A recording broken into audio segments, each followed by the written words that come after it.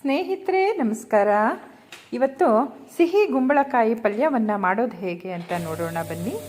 ಮೊದಲಿಗೆ ಬಾಣಲಿಯಲ್ಲಿ 4 ಚಮಚ ಎಣ್ಣೆಯನ್ನು ಅಥವಾ 3 ಚಮಚ ತುಪ್ಪವನ್ನು ಹಾಕಿಕೊಳ್ಳೋಣ.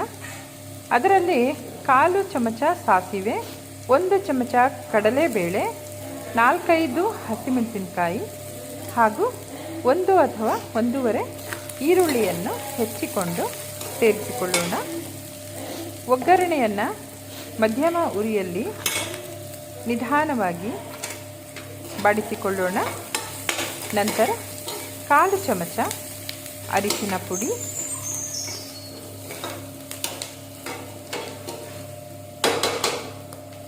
1/4 ಚಮಚ ಉಪ್ಪಿನ ಪುಡಿಯನ್ನು ಬೆರೆಸಿಕೊಳ್ಳೋಣ. ನೋಡಿ, ಈಗ ಒಗ್ಗರಣೆ ಆಗಿದೆ. ಅದರಲ್ಲಿ ಹೆಚ್ಚಿದ ಕುಂಬಳಕಾಯಿಯನ್ನು ಬೆರೆಸಿಕೊಳ್ಳಬೇಕು. ಚೆನ್ನಾಗಿ ಬೆರೆಸಿಕೊಳ್ಳಬೇಕು.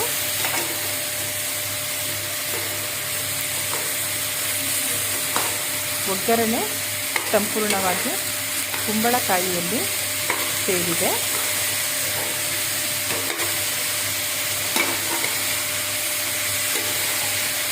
ಕಡಿಮೆ ಉರಿಯಲ್ಲಿ ನೀಟಾಗಿ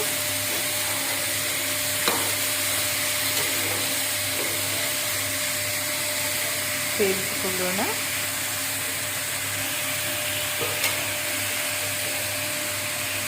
ಈಗ ಬಾಣಲಿಗೆ ಒಂದು ಮುಚ್ಚಳವನ್ನು ಮುಚ್ಚಿ 10 ನಿಮಿಷ ಮೀಡಿಯಂ ಉರಿಯಲ್ಲಿ ಬೇಯಲು ಬಿಡೋಣ.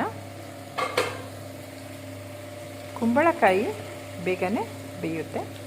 ತದನಂತರ ಸ್ವಲ್ಪ ಉಪ್ಪು, ಕೊತ್ತಂಬರಿ ಸೊಪ್ಪು ಹಾಗೂ ತುರಿದ ತೆಂಗಿನಕಾಯಿಯನ್ನು ಬೆರೆಸಿಕೊಳ್ಳೋಣ.